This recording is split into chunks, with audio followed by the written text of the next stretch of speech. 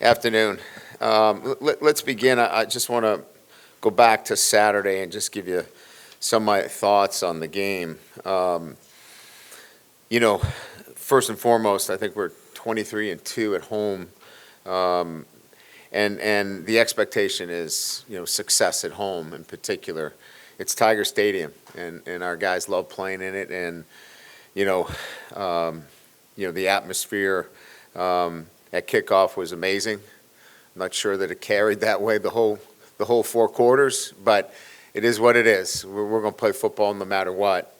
But what I loved about our team is their grit. It wasn't a perfect game for us. We made some mistakes, but we overcame that. And if you really watch the film, we competed. We had guys running, flying around, playing physical. One of the top quarterbacks in the league felt us.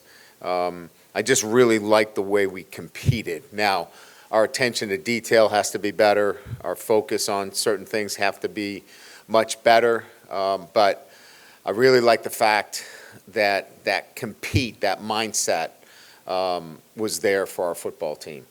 Other things that really stood out after you watch film is that we ran off the ball for the first time with the offensive line. We got off the ball. Now, we got to sustain. And sustainability is will and want to, and we got to get more of that.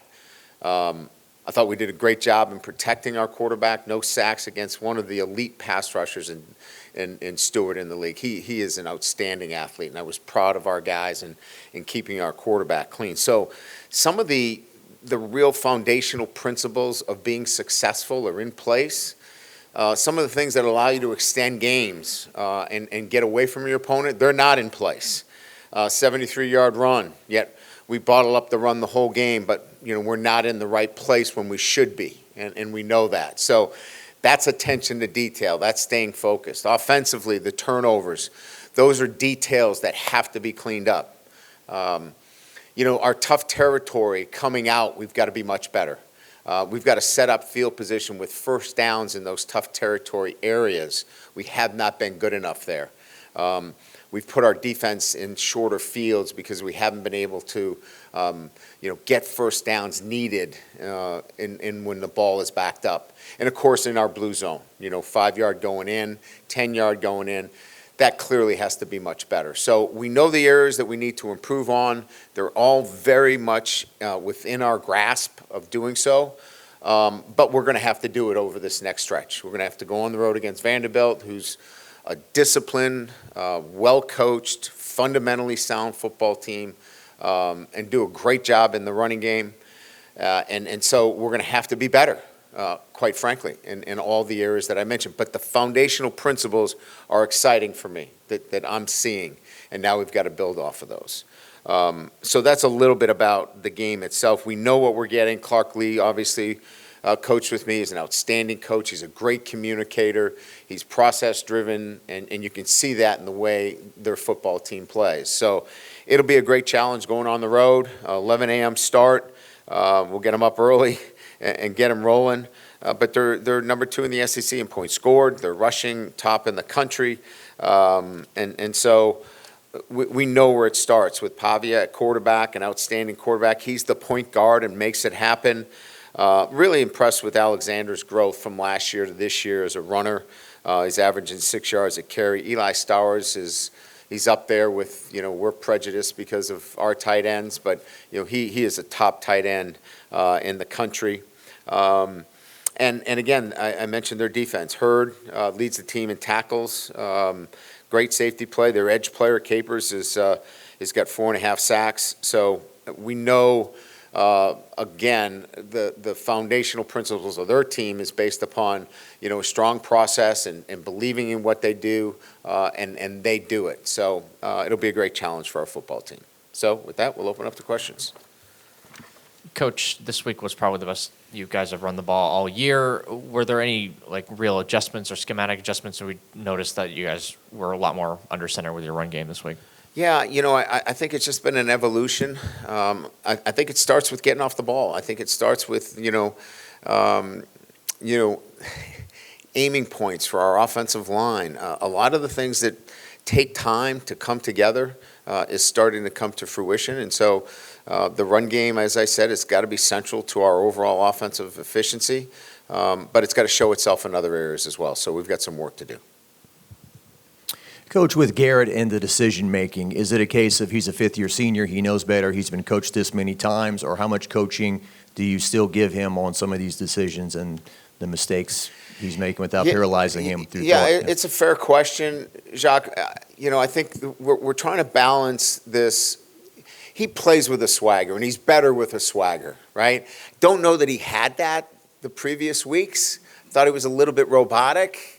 And we said, listen, you needed to be Garrett Nussmeier. And he was. Unfortunately, some of that comes with some mistakes.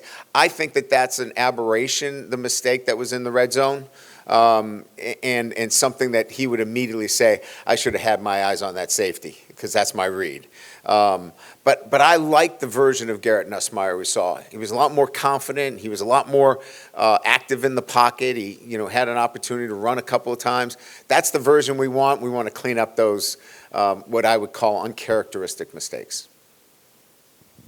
What happened with Bernard Gooden, and can you give us an update there? Collarbone, bruised collarbone. Very sore right now, but clean, no break.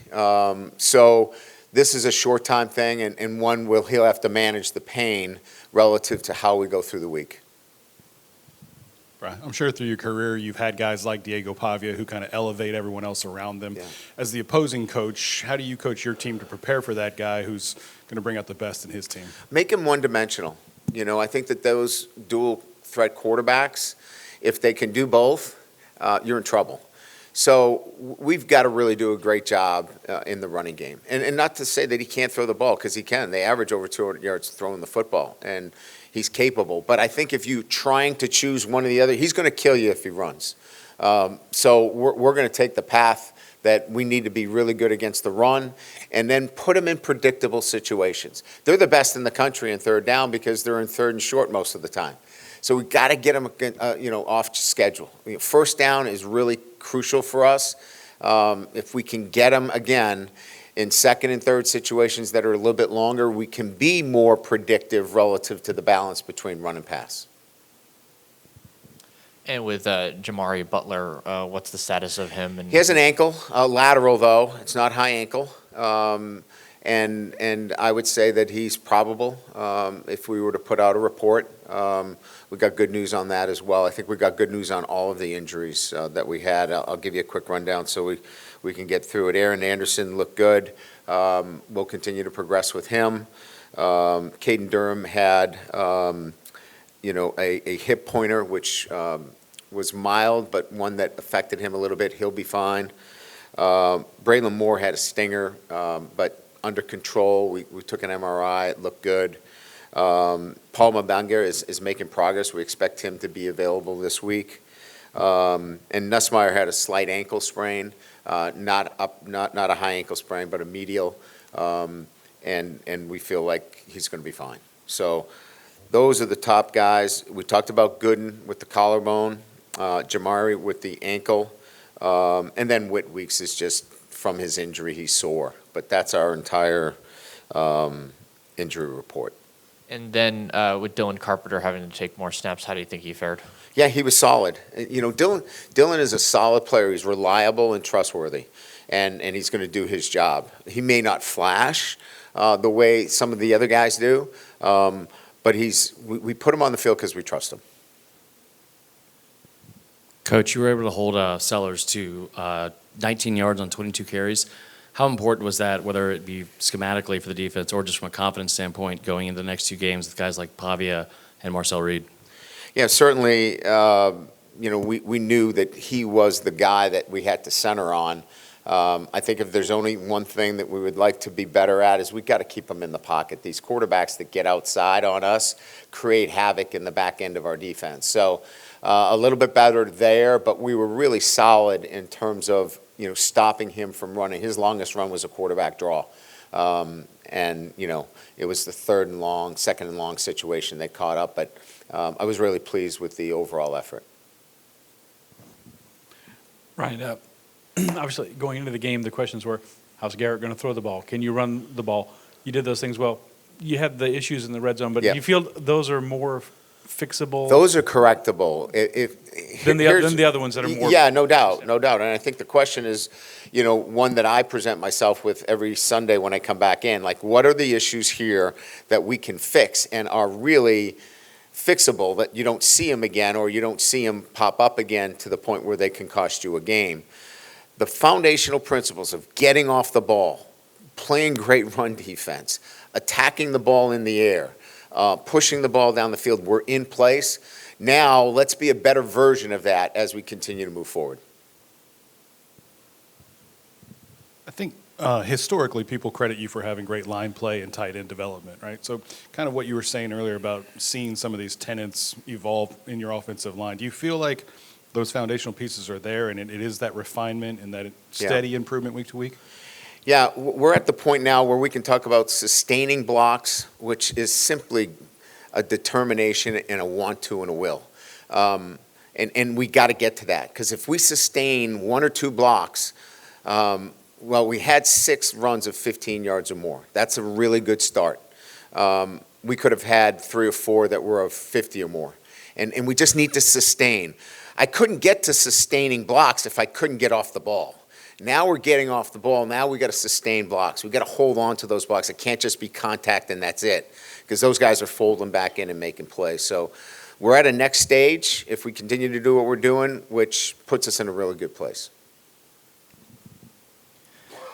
Brian, I know of at least one team, but there was a team last year that went to Nashville and lost, and they were a big favorite. Like, do you guys talk about that at all? No, we have a respect for Vanderbilt. You just watch the film. They're so disciplined. They do the things the right way. They're a hard football team. They're a mature football team. This is a mature team. They've got 5th and 6th year and 7th, 8th, 9th. I don't know. They've been forever. But they are well coached and disciplined. And so you know what you're going to get in the SEC when you play a team of that caliber. And their record now has spoken for themselves. So you don't have to go in and, hey, this is what you got to be worried about Vanderbilt. No, they know what Vanderbilt's done. They've got work. They have a resume. Now, it's not a long resume, but it's a real resume with the same players. So that's why we don't need to get into those kind of, hey, remember what they did to Alabama. We just needed to look at last year's game. We won 28-21, and it was hard fought.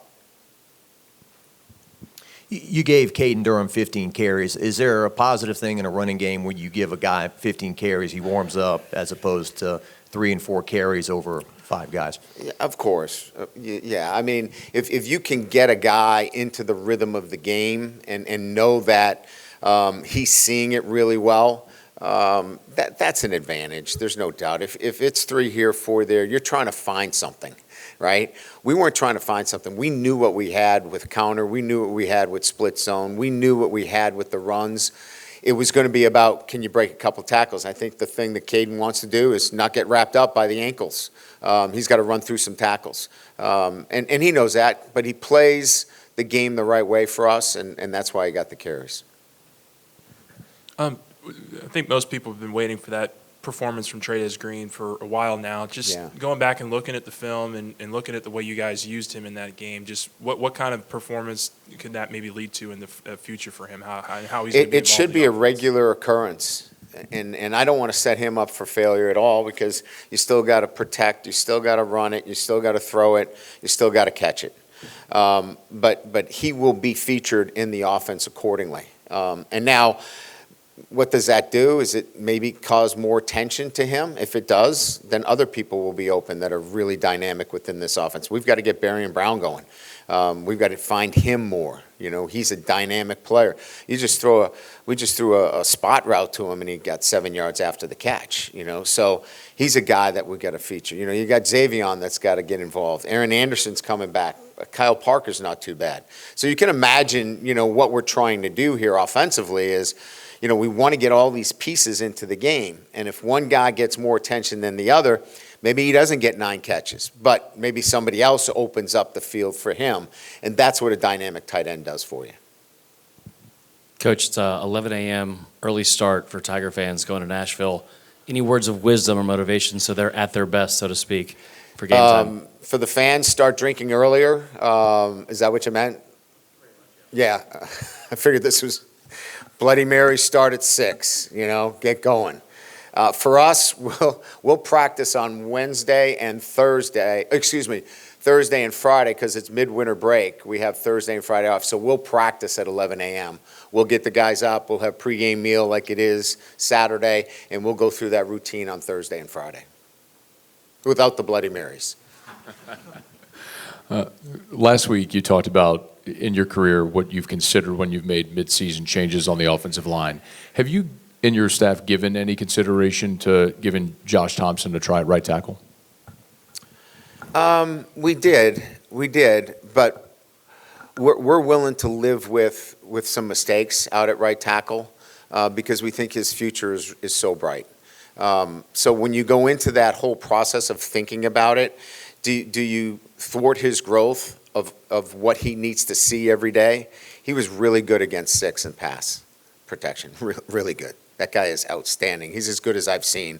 He is so quick. He's got a power move. He's got an edge move, and he did a great job. We've got to get him better in the run game. And that's where, at times, you want to put Josh out there.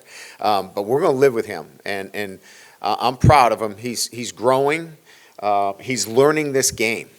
And that's a big part of this. You know, O-line awareness, O-line instincts, some have it, some don't. Some you got to really give them reps. And that's what this is about. He needs to play.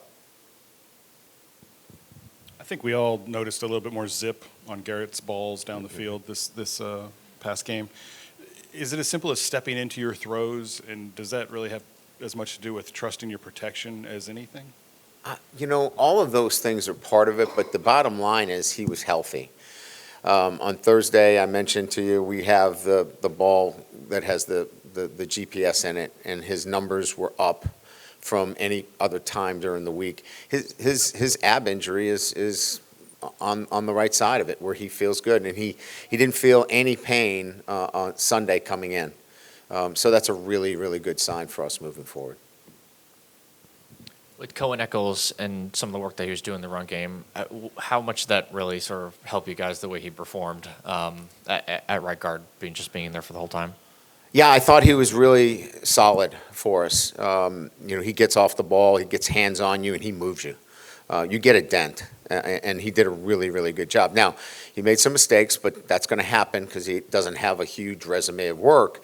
But I liked his effort. It was really, really solid. Our guard and center play was the best it's been all year. And it happens in the triangle. That's where it has to happen. That group right there has got to get off the ball and get you some initial movement. And that's where we were better. Is Vandy kind of the ultimate case of what you can be in the modern era, because we know what they were in years past? Is it, there's no longer no 12-0 teams, no 3-9 teams in this league? Well, what's the average difference of winning this year in the SEC is like 10 points.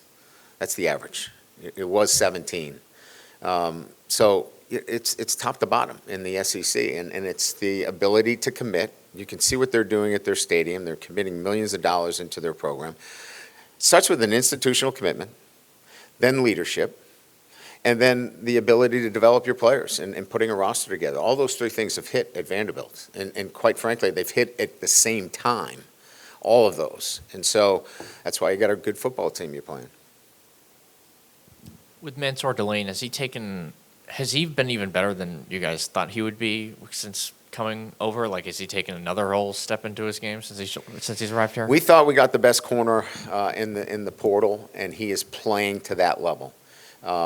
And, you know, you hope that you've made a good decision in vetting out all of the opportunities that are there. But he has delivered.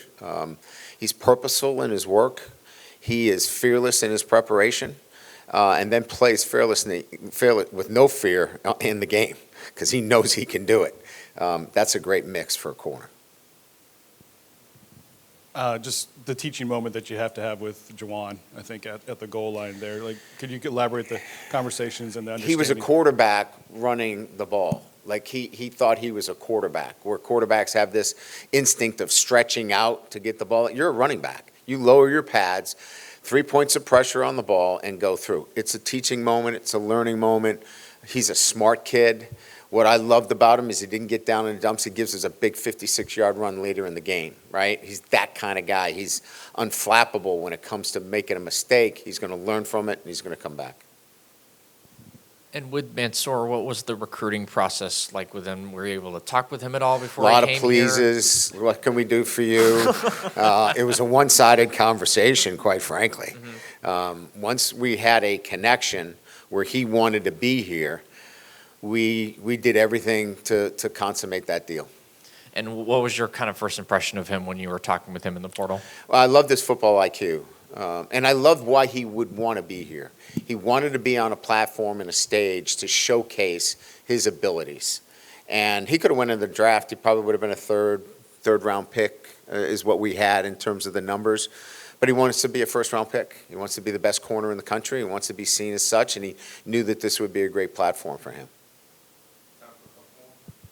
Kind of elaborate on that corner room, I guess. Just what are you seeing in Corey's teaching? It sounds tough, but it also sounds relatable when we're around him. There's no room for wiggle room. It's you do it this way, exactly this way, or that's. There's no negotiables. They're non-negotiables, and they're things that they want to do. Like he's teaching them the things they want. And then you can't put this on top of it because it's your flair. This is how we do it. It's non-negotiable. And if you want to play, this is how you do it. And the guys have adapted easily to that kind of teaching. It seems like at least every receiver at any point in time through the first 6 games have had a moment where they've dropped the ball. Obviously, Hilton drops the deep ball Saturday night. Just are those things that you guys just continue to hammer in? Is it like just a momentary lack of focus, or what goes into the drops? Yeah, I think it's just confidence. He's got to build his own confidence, in that he's capable of doing. Look, he can run by anybody. I mean, so you've got that covered. Now, just have the confidence that you're going to do it. We've got confidence in him. We keep putting him out there, or we wouldn't have confidence. We've got confidence that he can do it. Now he's got to go and have the confidence in himself, and I believe he'll do that. I mean, he's a mature player. He's a smart player. He knows he's got to make those catches, but we're going to keep going to him. Thank you.